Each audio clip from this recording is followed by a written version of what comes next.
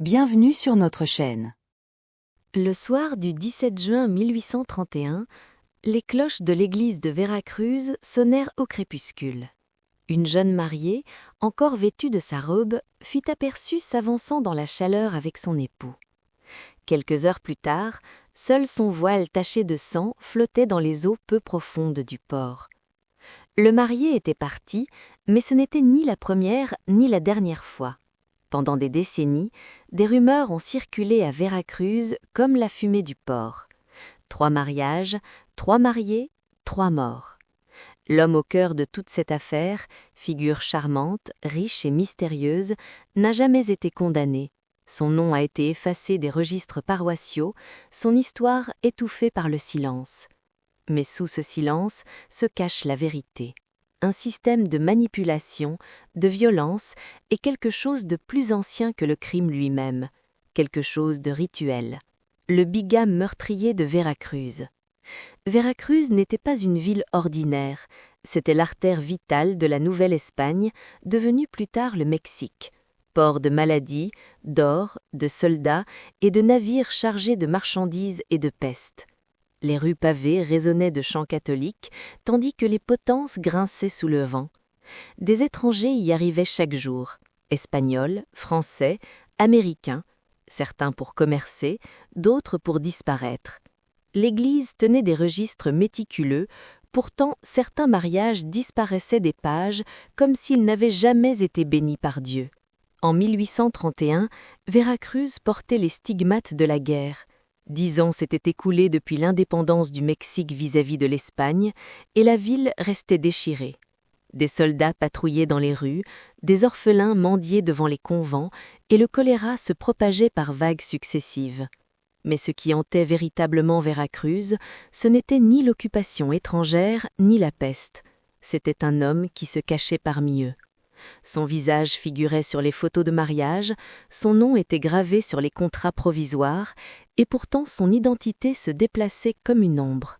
Il était toujours le mari de quelqu'un et toujours le meurtrier de quelqu'un. Elle s'appelait Maria Josefa Aguilar, fille d'une famille de marchands qui avait prospéré durant le chaos de l'indépendance. Elle avait à peine 17 ans lorsqu'elle le rencontra. Cet homme se présenta comme Don Esteban de la Cruz et prétendait appartenir à la noblesse espagnole. Il avait 30 ans, était éloquent et introugeable. Ils se marièrent à la cathédrale de Veracruz sous des voûtes imprégnées d'encens. Des témoins se souvenaient de la façon dont ses yeux ne quittaient pas les mains du prêtre, comme s'il étudiait chaque geste. Il vivait dans une maison louée près du port, une maison dont les portes semblaient toujours rester closes aux voisins. Maria Josefa y resta 3 semaines. Son corps fut découvert dans une citerne sous la cour, pâle et bouffi, la bouche pleine d'hosties. Le prêtre qui l'inhuma ne mentionna rien des hosties, seulement de la fièvre. Son mari disparut avant la fin des funérailles. Sa première disparition fut considérée comme une tragédie, mais certains murmuraient qu'il n'était pas de sang noble, il était autre chose. En 1831, moins d'1 an après l'enterrement de Maria Josefa, il réapparut. Mais il n'était plus Don Esteban de la Cruz, il était Seigneur Rafael Medina, un veuf récemment arrivé de Puebla. Son accent avait changé, son écriture aussi, mais son charme demeurait intact. Il courtisait Isabel Romero, une institutrice connue pour sa dévotion à la Vierge. Leur idylle se déroula rapidement, trop rapidement. Les voisins murmuraient. Sa présence dans la paroisse semblait orchestrée, ses confessions parfaitement orchestrées pour inspirer confiance. Leur mariage fut plus discret que le premier, mais tout aussi élégant. Isabelle portait une robe de soie ivoire. Il portait un costume noir qui absorbait la lumière des cierges de l'église. 2 mois plus tard, Isabelle mourut. Le curé écrivit qu'elle avait été prise d'un malaise soudain accompagné d'hémorragie. Mais la sœur d'Isabelle, qui avait lavé le corps, affirma que sa bouche était noircie et ses ongles cassés, comme si elle s'était griffé la gorge. Une fois encore, son mari disparut la nuit de sa mort. Si l'on examine attentivement les registres de Veracruz, des schémas se dégagent. Des mariages inscrits, puis effacés, des noms barrés, de l'encre délibérément étalée. des témoins de baptême figurant dans un registre et réapparaissant des décennies plus tard, inchangés. Les secrétaires paroissiaux parlaient à voix basse, leurs visages se ressemblant, et, interrogés, ils niaient être l'auteur de leur écriture. La mort de la seconde épouse ne fit l'objet d'aucune enquête. La famille Romero exigea des réponses, mais le juge municipal les rejeta, déclarant « Le deuil d'un homme lui appartient ». Le juge lui-même fut retrouvé plus tard la gorge tranchée dans son bureau fermé à clé, son sang imbibant une Bible. La vérité devenait de plus en plus difficile à dissimuler, mais les institutions de la ville, l'Église, les tribunaux, la milice, semblaient paralysées, voire complices. À la fin de l'automne 1831, un nouveau nom apparaît dans les registres, Julián Ortega, soi-disant un marchand de la Havane. Il portait des bottes espagnoles lustrées comme du verre et était en possession de documents commerciaux, bien qu'aucun capitaine de navire ne puisse se porter garant de lui. Cette fois, il courtisait Teresa Villalobos, fille d'une famille influente ayant des liens avec l'Église. Contrairement aux autres, Teresa était prudente, elle s'enquit de son passé, exigeant des références. Mais en quelques semaines, son hésitation fit place à l'affection. Il devinait ses craintes avant même qu'elle ne les exprime. Il lui promit la sécurité. Leur mariage attira toute la ville. On murmurait que Teresa saurait le dompter, que le pouvoir de sa famille la protégerait.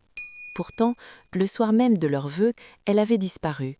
Les invités jurèrent qu'elle était partie avec son époux, coiffée de sa couronne de fleurs d'oranger. À l'aube, il ne restait plus que la couronne, tachée de sang, sur le seuil de l'église. Le père Ignacio, qui avait célébré le 3e mariage, refusa d'en parler. Ses paroissiens insistèrent, mais ses sermons n'en vinrent énigmatiques. Il mit en garde contre les loups déguisés en hommes et les mariages non bénis par le ciel. Quelques semaines plus tard, on le retrouva mort à son autel, le visage plongé dans le calice, son sang mêlé au vin de messe. Après sa mort, la porte latérale de la cathédrale fut murée. Certains disaient que c'était pour empêcher les vols, d'autres disaient que c'était pour sceller quelque chose d'indicible. Cette porte de briques est toujours là aujourd'hui, son mortier noirci par le sel et la moisissure, sans inscription ni explication. C'est alors que commencèrent à se répandre des rumeurs selon lesquelles le bigame n'était pas seulement un criminel, mais l'instrument d'une force plus ancienne que Veracruz elle-même. Un adepte de rituels, un serviteur d'une soif de mariage et de sang. Des années plus tard, des chercheurs ont découvert un lien troublant. Chacune des épouses, Maria, Josefa, Isabelle et Teresa, avait séjourné, même brièvement, dans le même orphelinat tenu par les Sœurs des Douleurs Perpétuelles. Leurs noms figuraient sur des listes jaunies d'orphelins admis après des épidémies, bien que tous aient finalement été récupérés par leurs proches. Pourquoi un homme, aussi rusé soit-il, aurait-il recherché des femmes ayant un passé similaire? Était-ce le hasard, ou quelqu'un l'avait-il guidé en lui soufflant des noms? Une religieuse survivante, âgée de près de 90 ans, murmura avant de mourir « Il les a choisis parce qu'elles lui appartenaient déjà ». Les vœux auraient été prononcés bien avant les mariages. Après la 3e disparition, les autorités municipales tentèrent d'étouffer l'affaire.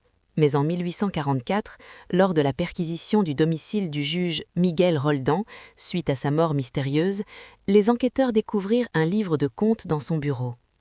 Les pages contenaient des croquis de mariés écrits d'une main tremblante, chacun marqué de dates et d'annotations énigmatiques. Le voile, le calice, la 3e fleur. Parmi les inscriptions figuraient des noms de prêtres, d'officiers de milice et de marchands. Cela ressemblait moins à des preuves de crime qu'à un livre de comptes rituel. Pourquoi un juge aurait-il tenu de tels registres s'il n'était pas impliqué? Le livre de comptes fut confisqué par l'archidiocèse de Veracruz et n'a jamais été revu. Tandis que les autorités étouffaient la vérité, les maires de la ville la murmuraient ouvertement. Dans les cours, dans les cuisines, sur les bancs de l'église après la messe, on se transmettait l'histoire. Un homme qui portait différents noms, qui prétendait avoir des épouses uniquement pour les enterrer. Les mères conseillaient à leurs filles de ne pas se marier à la hâte, de se méfier des hommes venus d'autres ports. Mais avec le temps, la peur s'est muée en superstition. On disait aux jeunes filles de ne jamais porter de fleurs d'oranger à leur mariage, de peur de subir le même sort que Teresa Villalobos.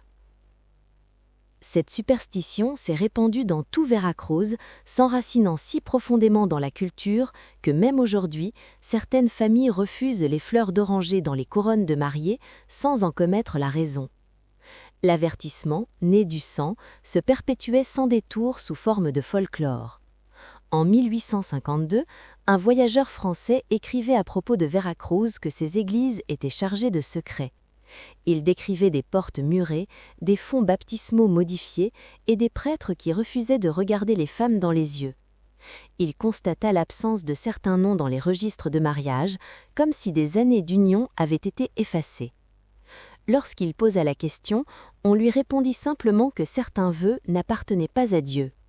L'implication était claire. L'Église elle-même connaissait le bigame et l'a peut-être même protégé. Mais pourquoi ? Était-il un prédateur isolé, protégé par le pouvoir, ou un complice consentant d'une pratique cautionnée par le clergé ? La réponse demeure enfouie sous d'épaisses couches de silence. Il ne reste que des fragments, et ces fragments laissent entrevoir une collusion.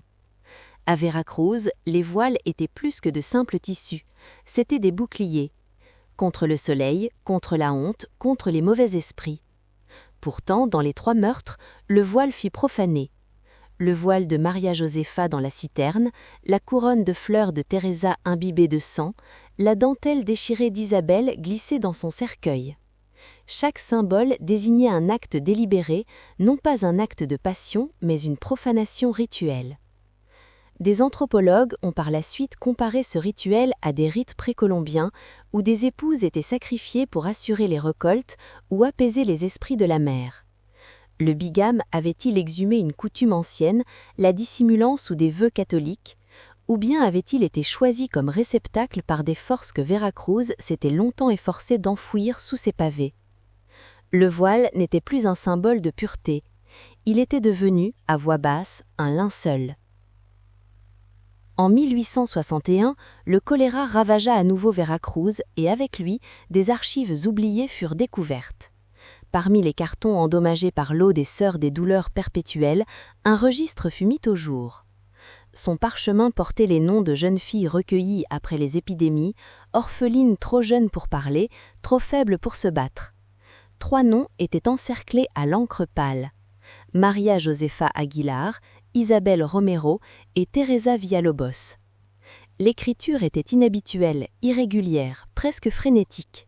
Mais à côté des noms figurait un sigil discret mais indubitable, un calice rudimentaire dessiné à la cendre. Personne n'a revendiqué la paternité de ces marques, le registre a disparu peu après. Pourtant, le bruit court que le symbole du calice apparaît encore, griffonné sur les murs du couvent après les tempêtes, comme écrit par des mains invisibles. Le séminaire de Veracruz, où étaient formés les prêtres, est devenu tristement célèbre pour son silence absolu sur la question. Mais quelques lettres clandestines, transmises par des novices, dressent un tout autre portrait. Elles relatent les mises en garde des instructeurs contre le mariage de mort et les recommandations aux jeunes prêtres de ne jamais célébrer de mariage sans avoir vérifié la filiation du marié. Un novice écrivait en 1873 « On nous dit que le mari n'est pas un homme, mais un vase. Il porte en lui une faim insatiable et notre Église, pour des raisons inexprimées, choisit de ne pas l'affronter. » Le novice fut par la suite expulsé, sa lettre confisquée. Il disparut complètement des archives, comme tant d'autres. Les Aguilar, les Romero, les Villalobos, toutes des familles marquées par le deuil. Et pourtant, dans les décennies qui suivirent, leur fortune prospéra étrangement. Les entreprises prospérèrent, les titres de propriété se multiplièrent, les dettes furent effacées. C'était comme si la mort avait fertilisé leur lignée. Certains commencèrent à soupçonner que les meurtres n'étaient pas l'œuvre d'un seul homme, mais le fruit d'accords tacites. Une famille sacrifia une fille pour s'enrichir, et le bigame devint l'instrument de ce sacrifice. Il était plus facile de murmurer des rumeurs de démons que d'accuser les vivants. Mais si cela était vrai, la malédiction de Veracruz ne pesait pas uniquement sur un seul homme, c'était un pacte, scellé par le sang et le silence. En 1882, une confession fut consignée, jamais officiellement, mais à travers les souvenirs tremblants d'un sacristain.